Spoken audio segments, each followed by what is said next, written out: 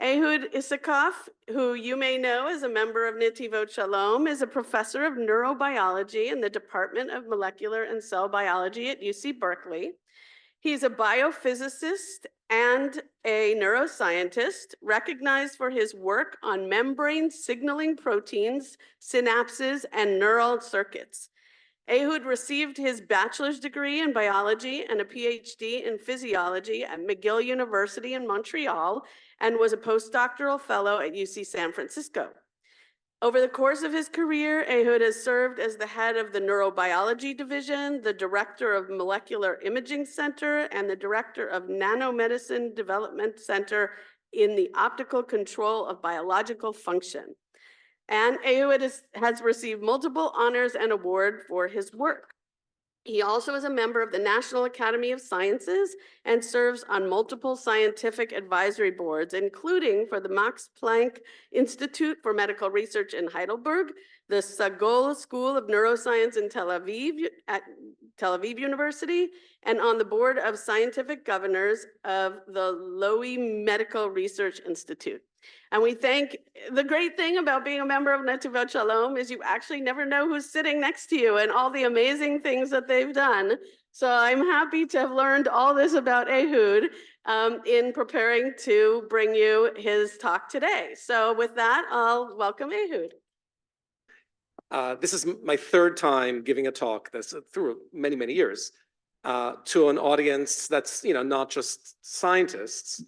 You heard the kind of work that I do is very much from the molecular and biophysical end of neuroscience, meaning how tiny things work, the tiniest things, proteins, even single proteins one at a time, how they signal in the nervous system at synapses to communicate information between neurons, and how they make cells excitable and to what we call fire action potentials when they're active and transfer information over long distances. Okay.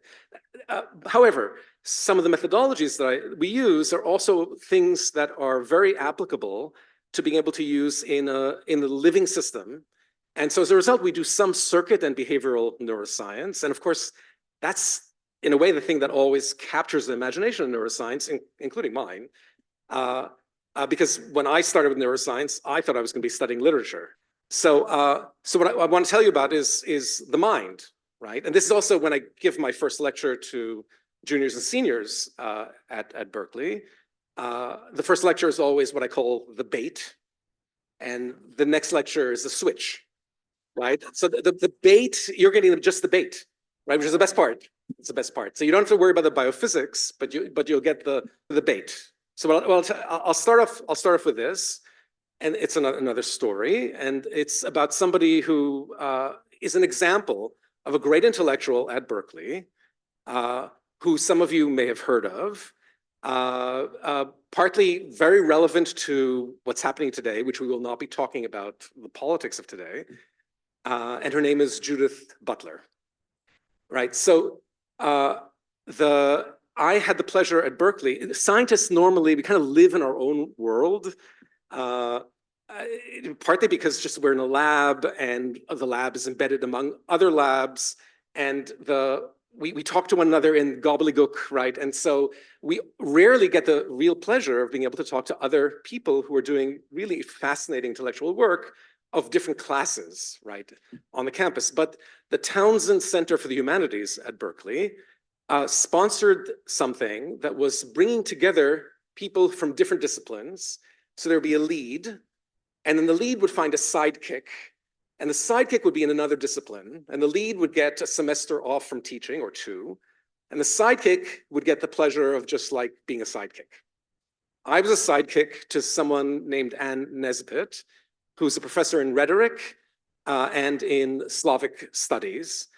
And Anne was working, she teaches film, and in teaching film, she wanted to know really how the brain processes visual information, and from individual frames in pictures can produce a continuous, sort of like feeling for a real narrative and a natural world. And so she asked me to participate, right? Because I could give her sort of a view of how the visual system works from the scientific point of view, and that would enrich in a way what she was doing. So the sidekicks just kind of sat there and would ask questions once in a while around this beautiful oak table. But then we all had one time when we gave a presentation. So I gave a presentation. And in my presentation, I showed slides, right? And this one slide, you may have even seen this image. It's an image of a woman with very, very white complexion. You barely see her. She has very dark hair and dark eyes. And kind of scratched over the surface of the picture, you see a black trace that shows where a person viewing her, where their eyes rest, and how the eye, the gaze of the looker at the picture go over the face. And what you see is that they spend a lot of time on the eyes and on the border that's very, very high contrast between the black hair and the white face, right? And on the mouth, right? And so I said, vision is not simply a passive process, right? We're not just like in the Nobel Prize-winning work of Hubel Wiesel, paralyzed cats looking on a screen, right? We are constantly probing, and we probe with our eyes, but we probe with if we're mice, with our whiskers. We probe with our hands. We're looking around all the time. The world is something we probe. And this is the way that the gaze kind of probes the image. Judith Butler is about 3 feet tall, okay? In a leather jacket, so she seems 4 feet tall, okay? She slams her hand on the table and says, "No, that's not what I see." And I say, "What do you see?" She says, "I see someone who could be my grandmother in the Warsaw Ghetto." And I said, that's very interesting, that association, right? But that's not what I'm talking about. That's very interesting, that informs how you react to it, what associations it has, what kind of mental processes it triggers in your mind, what you bring to it. But all I'm saying is how your eyes travel. And we all do this. Our eyes travel over the picture. That's not how we see, that's not what we see, that's how we look. No. So a year later, Jen and I, my wife Jen, and I are in Paris, among other things, on sabbatical and making our first child, Yael, who had her bat mitzvah a year and a half ago here. And when we're there, we run into people who are professors at Berkeley, right, in the humanities. And one of them I recognize, Shannon Jackson. And we're waiting at the Préfecture de la Police for a work permit, which takes forever, so we get to be really good friends. And they invite us to their house near the Jardin des Plantes, right? We go. And over dinner, with a lot of wine and all sorts of other guests, it's really, really nice. It's all people in the humanities and philosophers, including this philosopher from the Collège de France, right? I tell the story, the same story I just told you. I tell that story.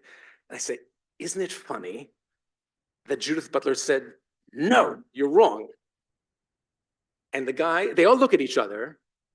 And then the philosopher from the Collège de France says, "Mais elle a raison. She's right." That tells you something about Judith Butler, and tells you something about what we do all the time, which is interpretation, right? And so from Carol, you heard several different possible stories, and one element that she had to do in the way that she described things was impose a logic, meaning she was going to accept the sequence in which the story is told in the Parshat. I mean, you don't have to have read the book of J, right, to know just from everything you've seen in reading Parsha after Parsha after Parsha, that the Parshot, the Torah, is not like one item. It's like several items that were just in scraps somewhere that were merged together into the best copy possible.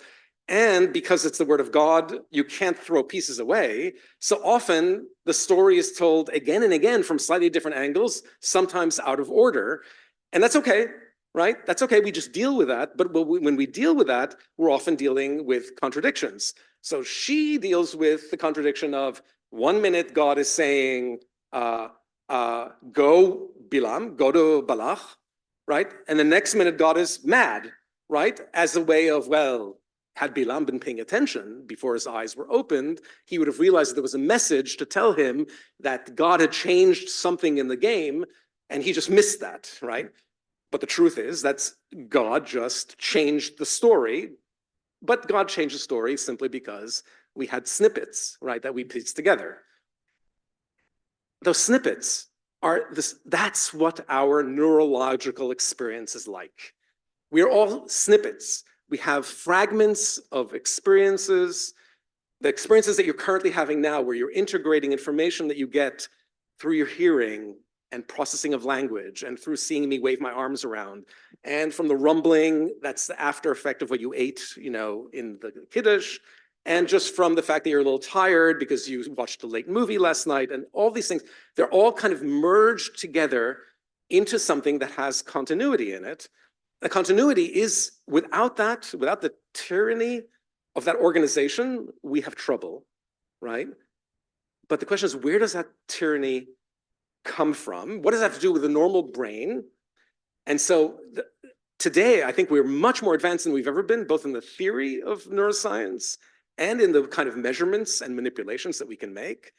So that's great, but we're still standing in front of this sort of universe of complexity that we really don't even know exactly what questions to ask. It's very similar to the situation in cosmic physics right now, where we have these new amazing telescopes like the Webb telescope that, and all sorts of devices that can measure gravitational waves and so on, and they can tell us something about what is 90% of the universe that we don't know what it is, so we call it dark matter, right? And in the dark matter, there may be the secrets of everything about the universe that we currently don't understand, which would completely change how we would think about it. In neuroscience, I can't even give you something that's as coherent as that as an explanation for what we don't know. Saying thank you for, that has never happened that I've given a Josh and the after Kiddush speaker referenced it. And you were talking about it's really different. I was imposing meaning where it's not really there. And my personal opinion intellectually is that the Torah was put together by various authors, and the most logical reason for this bizarre God changing God's mind, it might well be different texts that were mushed together. But if I got up and said that, it would be boring and it would be short, which I suppose that could be some benefit. But I also, the second aspect of that is the meaning I've imposed on it before, either when I've given drashot about it or studied it with other people, also is added to sort of, even though I kind of know it's a bunch of different texts, that also becomes in my brain, this is what it means. Because what I'm trying to get at is the thing that's motivating you, right, which is the interpretation, or what I was calling the tyranny of order or whatever, right? That is what it is to be a conscious being. And the reality is, I don't think we can really limit it to things that we think as conscious, because we do things automatically that are also like that don't involve consciousness in the way we think of it. And animals do it at various kinds of animals, down to the smallest animals. They do that. Everybody organizes the universe around them because of what we call priors, right? So those, I don't know how many of you remember reading Kant, right? But you know, I thought that the worst thing I could ever do to one of my colleagues was accuse her of having stolen something from Kant, right? Because, you know, in neuroscience, there are people who do philosophy of neuroscience, and we make sure that to never let them near our faculty, right? And the real neuroscientists, and the one I'm describing to you, Doris Tsao, who's on our campus, who's amazing. She's one of the best neuroscientists in the world. I thought if I tell her about Kant, she's going to tell me, huh? Right? But she said that's exactly what it is. And what she was talking about, she studies vision. And what she is dealing with are two opposing views of how we organize our visual experience, perception, our visual perception, right? One is a very standard and kind of mechanical idea, right? That you have sensory information come in and you process it in all sorts of ways, And I mentioned Hubel and Wiesel before, you recognize things that are lines, and that makes edges, and the edges come together in various angles, and you have texture, and you have motion, and so on. And from that, you somehow get enough information to compose an image, and then to even be able to somehow recognize this one is the same as this one is different from that one, and so on. Somehow you can gather that kind of information together. But in philosophy, there's a Kant, right? There's a very strong idea that that'll never work. It's too complicated. There's too much stuff out there, too many possibilities. And if you don't have some pre-organized conception of what it is that's there outside, you will never be able to interpret what's coming in. And so we call one of these bottom up, right? Bottom up meaning from the sensory world, right? Another one is top down, which is kind of like from intelligence, right? And the two meet at some point. And in fact, what Doris does is she studies the timing of those two events. So for example, for a long time it was suspected, and she and others have shown, that when you have a visual experience, right? Let's say of a face, let's say of a famous face, or a face that is known to you, recognizable face. When you have experience of that face, a certain part of your brain is active, right? And it's that same part of your brain that's active when you think of that face, not when you are just observing the face, right? And there's the memory of the face, when you call it up to memory, is active in the same part of the brain, but at a delay. So it's as if the same part is encoding the face when it comes in and creating the pattern of the face, right, when you're conscious of it, meaning it's both a site of experience and of memory. And actually, when you think about it, if it weren't like that, it's not clear how it could possibly be, right? But the stuff that is coming top down is what in science we try to make things sound like our own. So it's called the prior, instead of saying a priori, the way that Kant did, right? We just forget about Kant. Most neuroscientists have never heard of Kant, right? But we call it a prior. A prior meaning some kind of initial nervous system organization, which, by the way, the nervous system gets organized in part by experience, and experience is the experience of seeing faces. So it's complicated.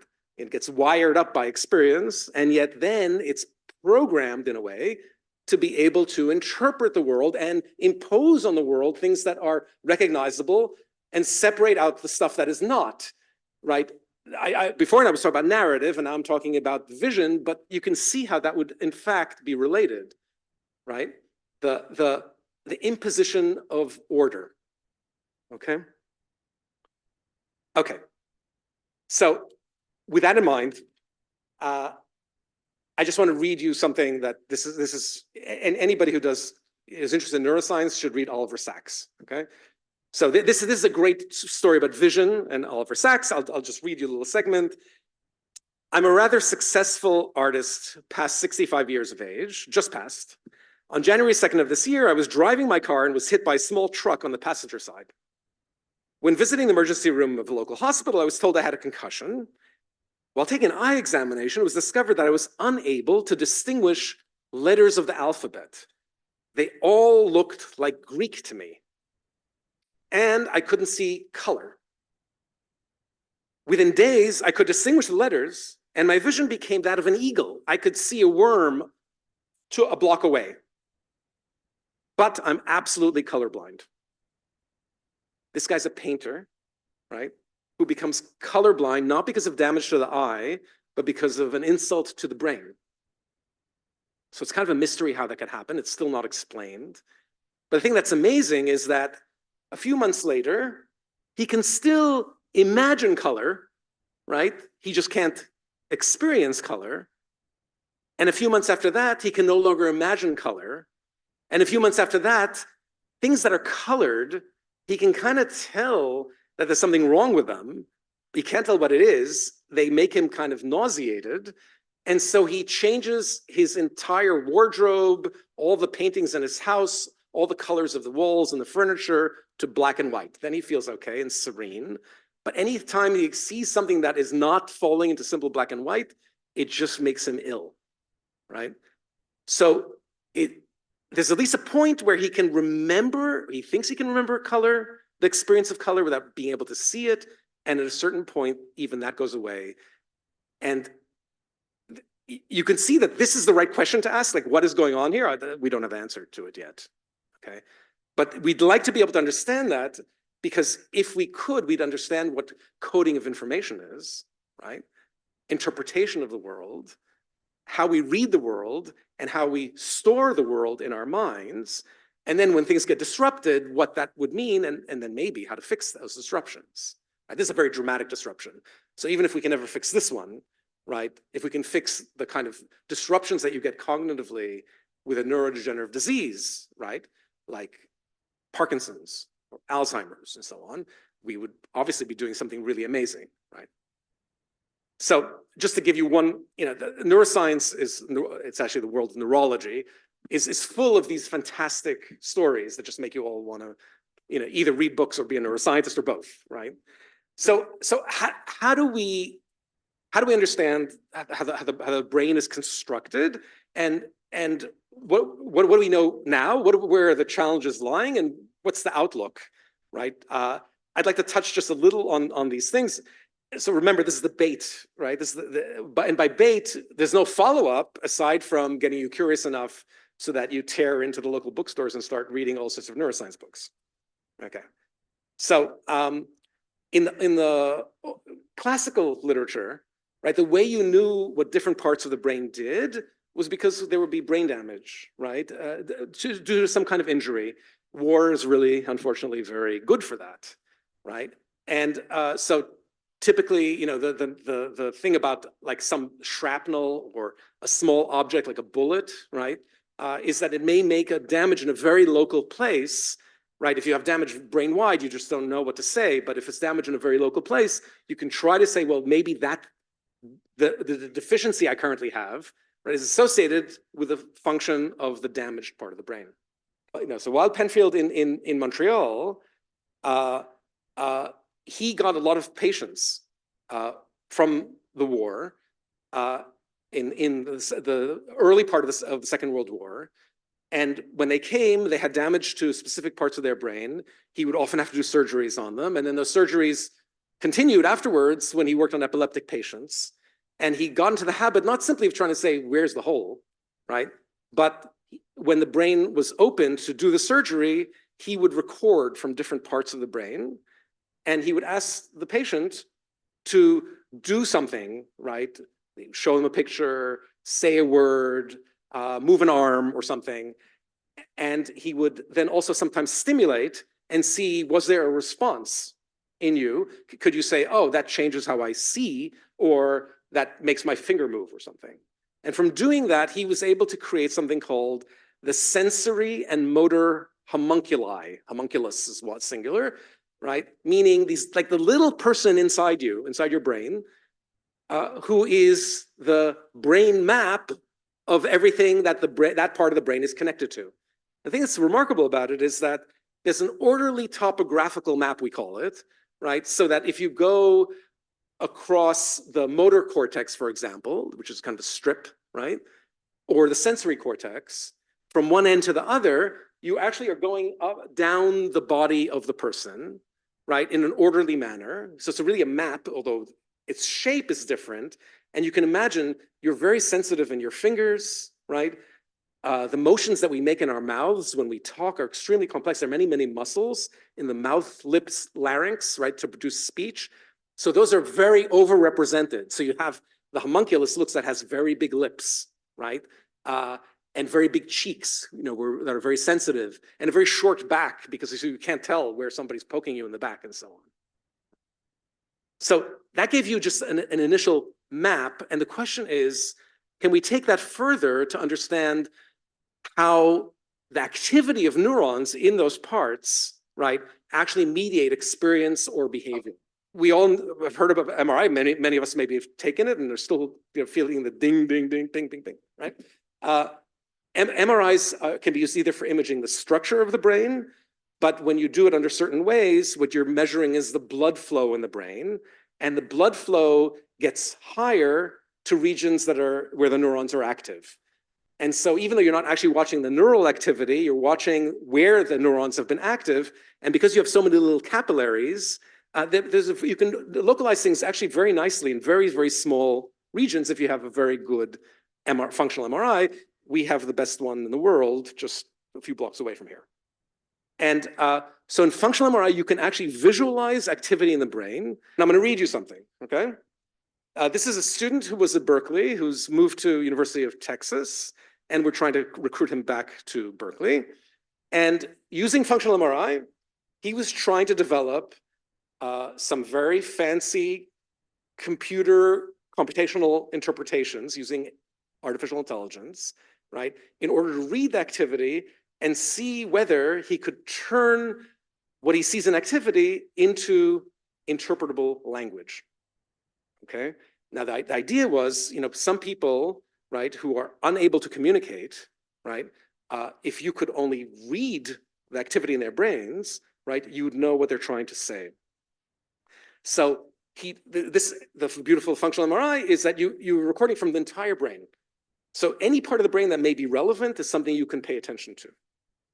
And so here I'm going to read you the original transcript. They hear things from the Moth Radio Hour. I don't know if you ever listened to that, right? It's sort of these nice stories.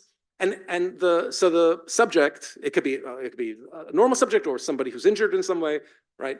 They hear a story told and they hear many, many stories. That gives all the information about how the story corresponds to the recording of the brain activity.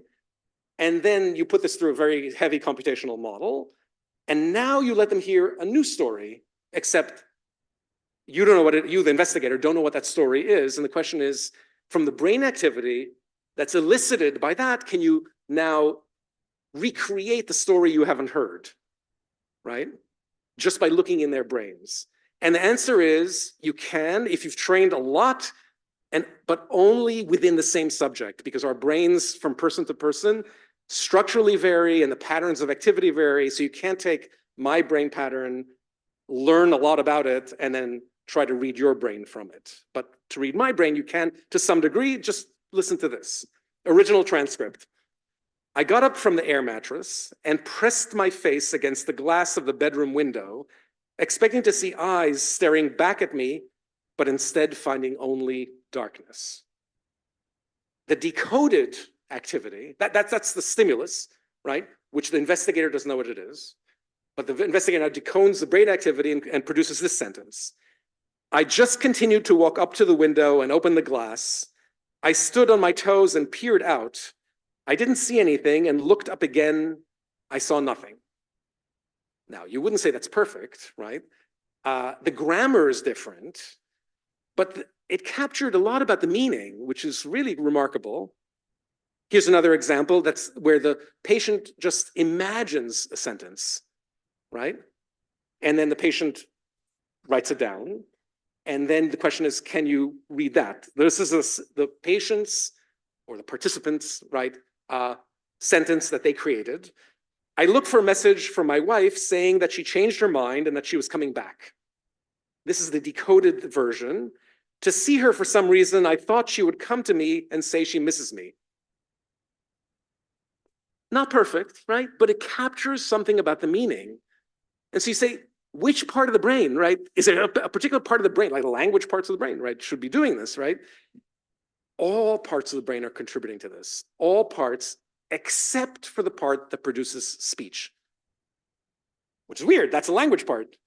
But the part that produces speech cares about grammar and not meaning, right? So there's a neuroscientist who's an engineer at Berkeley who trained with Eddie Chang at UCSF. Those of you who a couple of years ago would be driving through the city and see a big bus with a smiling scientist on it, that was Eddie Chang, right? So they came up with this thing where they do epileptic patient surgeries, and just like Penfield, they insert electrodes, except not just single electrodes now, arrays of electrodes, many, many electrodes, and they ask patients to do things that are linguistic, and this is what they see, right? This is what they can recreate. So here, you should have let me do the talking, right? That's the real thing. The interpreted one is, you should have let me do the talking. I think I need a little air. I think I need a little air.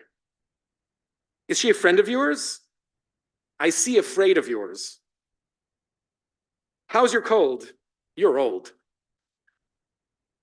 So you can see already that some of it sounds like the errors are phonetic errors, right? So this area is important for phonetics particularly, but also for grammar. But you can see it's getting the grammatical structure better, and the meaning, if it were obeying the meaning, it would not be making these kind of mistakes. It would be making other kinds of mistakes. So this is quite remarkable. And the idea behind these is that maybe you can produce actually a speech prosthetic for someone who's had brain damage that prevents them from actually being able to control their mouth, right? They want to be able to speak. Now maybe there's a way to be able to enable that. This is one of the powers of AI, but I know many of you are probably a little nervous about AI. HI, fine, because it's okay, it makes for good drash, right? But AI, right, is kind of weird, and is it maybe nervous-making? I mean, we already know that it has, like these great limitations. For example, can you imagine creating a ChatGPT based on all texts written before Shakespeare that would come up with Shakespeare? No, right? Or come up with Kant, for that matter, or Proust, or Joyce, right? No. But given that writing has changed, what about the future of great writers? Is it going to become, because of course, Shakespeare is in some way gathering everything that's been written before that he's experienced and turning that and many other things into his beautiful plays. Is at some point that we as humans are absorbing many, many things that the machines can also absorb and maybe create, right? So are we at some point going to get to a situation where it's not just like the only way for these monkeys to write Shakespeare is that they have to have 100 of them and they have to have infinite time, right? Remember, that's because by definition, even a single monkey given infinite time would come up with Shakespeare. Not that he'd appreciate it, or she, right? So I have two questions. One, if you could just talk about mental rehearsal. And the other is if you could just talk about the idea of inhibition and disinhibition in the role of neurology. Okay. So, in terms of the rehearsal and inhibition, okay, inhibition. So let me first say this, okay. In our brains, right, there are about 100 billion neurons, and they make, on average, 1,000 connections each. That's 100 trillion connections. At those connections, there are many, many different kinds of neurotransmitter, dozens and dozens. Each one of those has multiple receptors that it acts on.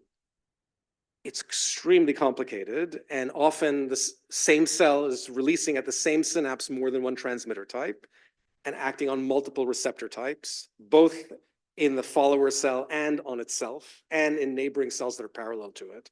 Super complex. But we break things up into excitation and inhibition because there is that, right? And often we think, okay, the information is really going through excitatory systems, and what the inhibitory systems do is they in some way sculpt the excitatory systems. But the truth is that the strongest signals in the brain are inhibitory. And the way that one version that makes us know this is that for anyone who has Parkinson's, right, then hopefully the L-DOPA, right, when the Parkinson's gets severe, is something that can work, right? The dopaminergic neurons are dying off, but the L-DOPA is a precursor for dopamine, and the remaining dopaminergic neurons take it up and then can release the dopamine at larger levels than they usually do and make up the deficit of there being fewer dopamine neurons that are releasing, right? But that eventually stops working. And under severe conditions, one of the things you do is you go to UCSF, which is the best place in the world for doing this, and you go to the clinic there where they do deep brain stimulation implants of electrodes, and they're stimulating in your brain. And so you naturally think they're stimulating your brain, and that's going to be activating some neurons. And if you activate the right ones, maybe you're doing something. But the reality is you've taken a wire and you're sticking a wire into the brain. It's activating many, many neurons all around it, right? What is the dominant effect? Dominant effect is inhibition. So even though you're stimulating, you're actually inhibiting that part of the brain, and that's simply because inhibition is so strong. So inhibition, right, as just a sign and power in the brain is incredibly dominant over excitation. But when you say disinhibition, you are probably thinking at the level of more brain perception and psychology. And there, right, it really depends on what circuit you're thinking about. So it's standard, right, that if you have damage to the frontal lobe, then people become disinhibited, right? And the reason is that what the frontal lobe is doing is it's helping with executive function that is doing part of what I started with, which is the tyranny of the narrative. It's making everything quiet down so you can focus and control in a controlled way on one thing at a time. And so the other version of loss of that is with psychosis, right? It's a very different class of thing because now you're hallucinating, but in a sense, it's the same thing, which is the brain is running freely. You have no way of suppressing the activity. And it is thought actually with autism that in a very different way, again, it's the same thing. There's a change in the balance between excitation and inhibition, right? With a loss more on the inhibition side.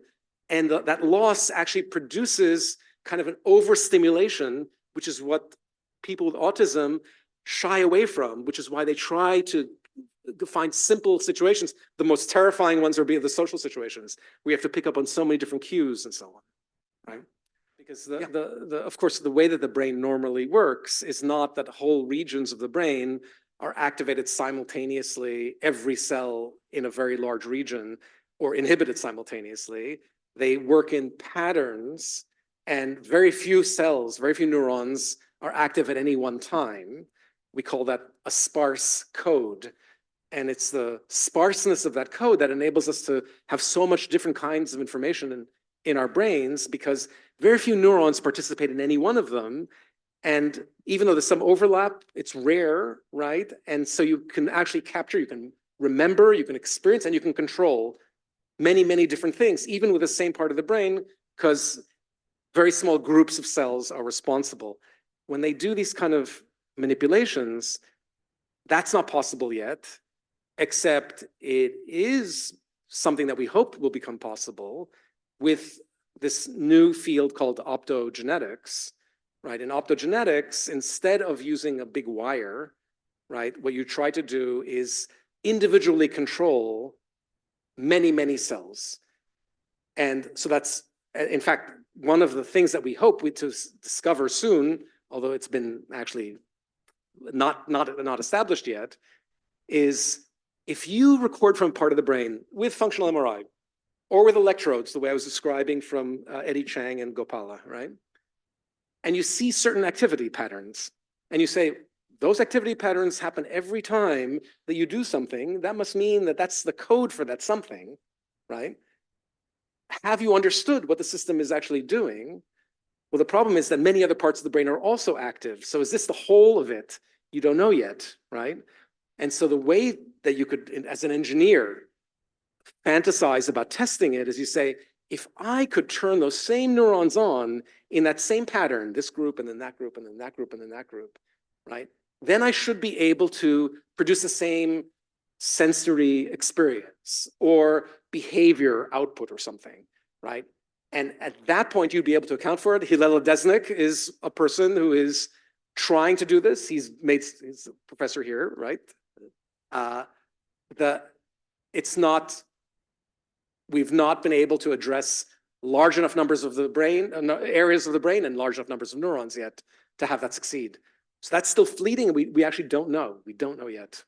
Yeah, so it's basically every organism, from the simplest organism to the most complex in terms of the nervous system and whatever.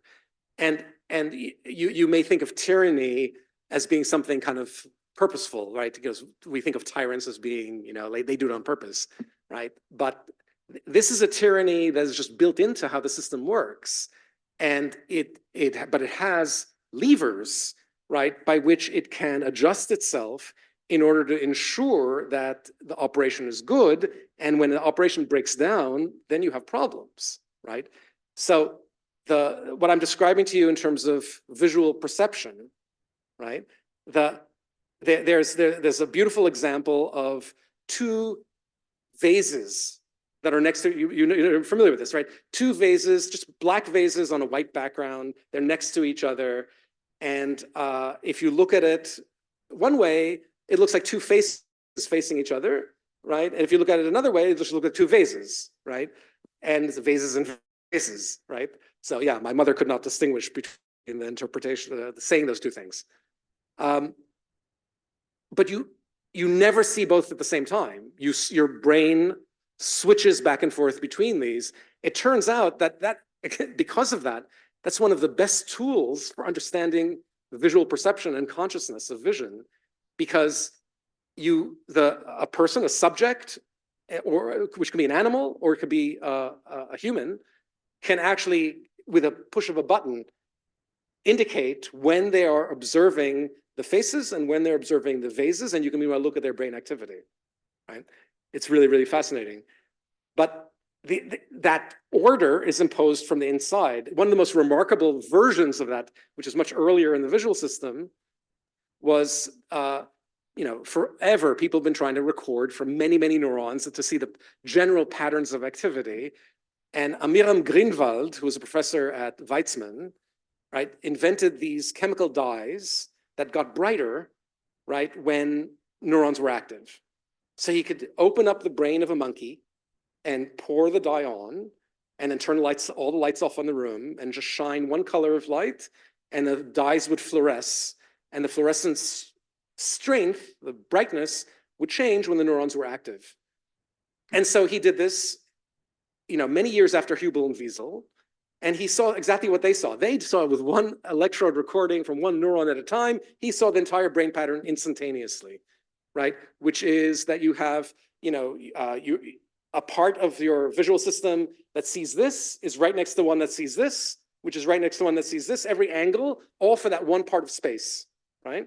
And then you go to the next part of space, and it also has these things, and it makes a shape of pinwheels on the brain, right? He saw that whole thing when he would give the monkey a visual stimulus, right? And then one day, his student, his postdoc, I think, right, made him really mad because he just turned the light off in the middle of an experiment. And the experiment kept running, and Amiram, who's also a leather jacket, but not only 4 feet tall, right, started yelling at the guy. And Amiram, when he started yelling, it would take an hour, right? So an hour later, Amiram decides, okay, I've had enough yelling, right? Let's turn the lights back on. But the postdoc, without telling him, analyzed what happened during that hour and discovered the same patterns of activity that were there when they were giving visual stimuli were there in the dark when there was no visual stimulus. There's a wiring in the brain that makes neurons active at the same time is already such that neurons tend to be active at the same time, the same ones that would be activated at the same time by a visual stimulus. This is another version of the same thing. The brain is designed, right, to impose this order, right? But that version of tyranny, of course, is like a very different meaning of tyranny than something that you think of more at the conscious level, at the very high level. But it operates at every level, at every level. What are some of your cutting edge research findings that you are hoping for, that you are currently researching, you and your colleagues perhaps, but especially you? Okay. What are you hoping for? What are you working on? Okay, so I'll tell you one interconnected story, and that is that I mentioned optogenetics. It's a beautiful example of how to study the nervous system or biology in general, because the reason it's so beautiful is that it reminds us how we're all related evolutionarily, meaning every organism, right? You can take a gene from one organism and take that gene and put it into another organism, and it will still function in the same way as it did in the original organism. Right? Now, mind you, in many cases, the genes that we have and the genes that mice have and that flies have, it's the same gene. Evolutionarily, it just got changed a little, so that wouldn't be so surprising. But there are genes that are present in these single-cell microbes that live in salt water in Egypt, for example, right? Or in the Dead Sea, or in Salt Lake, right? Or who live in other weird environments. And they have genes that make proteins that are signaling proteins in the cell and that are sensitive to light. These single-cell organisms use them in order to be able to detect where light is coming from and to go toward it, because then they can photosynthesize, right, for energy, and use that energy then to metabolize, right? So for them, they use it for one purpose. We take that same gene, put it into a neuron, shine light on that neuron fires an action potential, right? So that's really amazing. That's how optogenetic works, and there are versions of this that are excitatory, and for you, versions that are inhibitory, right? Those are great, but those are imposing something on the nervous system the same way that an electrode will, right? The electrode is not, it's just overriding what the brain would normally be doing, right? This is overriding. It tells you a lot, but it's not the native thing. So what we want to do is develop a version of this that would actually be controlling, with light, the natural signaling systems of the cell, right? And we focused on several different kinds of systems, one of them being dopamine.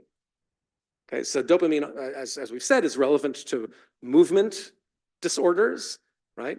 But it's relevant to many, many other things, right? Sleep, appetite, reward, aggression, and so on. And the problem with the medications that we take for it is that they boost dopamine signaling everywhere in the nervous system. But when Parkinson's hits, the neurons that make dopamine don't die off at the same rate. Some die off earlier than others. And so you get an imbalance in the dopamine signaling, and then taking the drug then makes it too much dopamine signaling in some areas, too little in other areas. It could be a real problem. We would love to be able to have something where you can just activate the dopamine receptors where you need to, right? You can't take dopamine as a drug, right? That's too dangerous. And you can't inject dopamine and get it to work when you want it to, because it'll just go everywhere, right? So we developed a way that's basically, imagine a dopamine molecule, right? That's on a string. The dopamine is inert. It can't do anything until you shine light at it. You shine one color of light, it becomes active. You shine another color of light, it's inactive. And then you target this thing just to the cells you're interested in, because in the cells, there's a protein that grabs that thing at the opposite end to the dopamine, okay? And so you can light control dopamine, maybe just in the part, thanks, Joel, maybe just in part of the brain that's important for, let's say, the movement disorder, right? And not touch the other parts, right? So this was a hope. We developed it. It works beautifully in animals, beautifully. And then I went to talk to my buddy, Phil Starr, who at UCSF is one of the lead people putting in electrodes for DBS, for deep brain stimulation, right? And I said, this is what you should be doing. And he said, what are you, nuts, right? You're telling me that the thing that I do that has all sorts of problems but works, and it's just a wire, is going to be replaced by me sticking into this person's head a foreign gene, right? I still have to stick something in there, but now it's not a wire, it's a fiber optic cable, right? And I have to supply the chemical, which we call the photo switch, this dopamine that's light sensitive. All three of those things, and you want me to do that? You're nuts, right? I still think it's a good idea, but it's not going to happen. So what does a scientist do when crushed, right? you do basic science. Right? So one question that we have, when we study the nervous system is, how do we do anything? When we have a volitional act, how do we learn to do that? Right? So you know that if you're learning how to play the piano or to ski or to play baseball or whatever, right? You have to kind of repeat the process and so on. The memory part of the brain that's involved in that is different from the cognitive part. It's in the cerebellum, right, rather than in the hippocampus, right? And so somehow that all happens and it's nice, but that tells you kind of the brain region. It just doesn't tell you how the operation works. So basically what is happening, right, if you think about it, this is what must be happening, first of all, and it is that your cortex, which is the place that you do volition, right? Your cortex has all these neurons, and in the motor cortex, the neurons are the ones that control motor behavior, right? And those neurons are just active, right? They're active in various combinations, kind of randomly. So the question is, can you plug that random activation into something that can produce what you want? So for example, let's say somebody has spinal injury, right? And can no longer move their arm. Can you make a prosthetic arm, right? That then your mind can control, your brain can control, right? And so in recent years, that's been developed. It's called brain-machine interface. But it doesn't have to be so complicated. It really is just you record from some neurons, and whenever a pattern of neurons fires in a certain way, you encourage it in some way. And then you make that be the thing that's controlling initially a cursor on a screen, but later the artificial limb. It's complicated. Artificial limb you have to control in many, many different ways. So it takes many neurons to do different kinds of operations. But little by little, you can learn this. And the reward that you get, right, that encourages learning this pattern is you're conscious. You want to do it, right? You get the pleasure of that. Can you get that? First, these experiments were done in animals. So animals, you can't encourage them because you're saying, yay, you're doing the right thing. So what you do is you take an animal that's thirsty, right? And you give it a squirt of water, right? And then alternatively, what you can do is you can give it a shot of dopamine, right? The dopamine can do it. So our system that I just described to you that is never going to work clinically for Parkinson's, according to Phil, right? Actually works to select groups of cells that are taken randomly and that actually they're not even doing anything. They're not plugged to behavior. This is really showing you how patterns of neurons can be connected, established, reinforced, right, at the most fundamental level by a dopamine activation of a particular receptor in particular cells in the middle of the brain, right, that makes the neurons in the cortex actually now learn the new operation and perform it. So that's telling us a lot about how normally reinforcement learning happens. It's really powerful because it's unplugged from actually the behavior, right? So that many things that otherwise were complicated aren't there. So we're very excited about that. Phil is not. Phil has no interest in that whatsoever. In the aging brain, do we lose the capacity of accessing the priors? And why can't we access information that is there, but it doesn't come forward? Right. Okay. So I think that's a really interesting question. There's no indication that the priors break down in the aging brain, but the pathways get disrupted, and it is still unclear, whether when you're searching for a word and struggling, or a concept, or you get stuck cognitively in the middle of something complex and you just can't work your way out of it, right? How much of that is due to a storage issue? Something that was stored has, the storage is not good anymore and it's fallen apart in the storage site. And how much of it is because you cannot access it as readily as before? And the experience, right, which you don't have to be very aging to start getting that experience, right? Is I know it's there, I know what it is, I know her name, I just can't come up with it, right? And then a moment later you come up with it, right? So you feel like it feels like more an access problem than a storage problem, but that's not necessarily true. It's that experience because the the storage is not necessarily just the unique area, it's distributed, right? And access is a way of assembling that, and storage and assembly are in a way interwound. So it's actually very hard. I don't think we can answer that question yet. I don't think we can answer it, but it definitely is an issue, right? With all cognitive decline, that's an issue, which is, I think, really fascinating. But I did promise to say something just about AI, right? So well, I'll just finish with this, okay? And that is,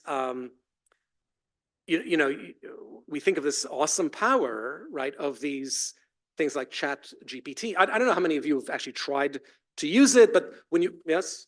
Okay, so some of you, when you hear it described, it sounds like fantastic and disheartening if you're a teacher and you're afraid, who wrote that, so on, right? Right now, when you publish a scientific article, you have to acknowledge ChatGPT as a co-author if ChatGPT wrote any part of your thing. And by the way, you can't get away with it. They have a way of figuring it out, so you have to admit it, right? So ChatGPT, right, is run by 3,000 super fast computers called graphic processing units, GPUs. This is why NVIDIA, the company which makes these, right, is the richest company in the world now. That uses, right, the 30,000 GPUs use 520 million watts of power, right, per hour, right? Our brain, right, the brain that you've been using to listen to all this, I know you feel it's not operating the way it used to. It's not quite as good as when you were less than 40, right, for holding many, many things in memory and so on, right? But it's still an amazing thing. 30 watts.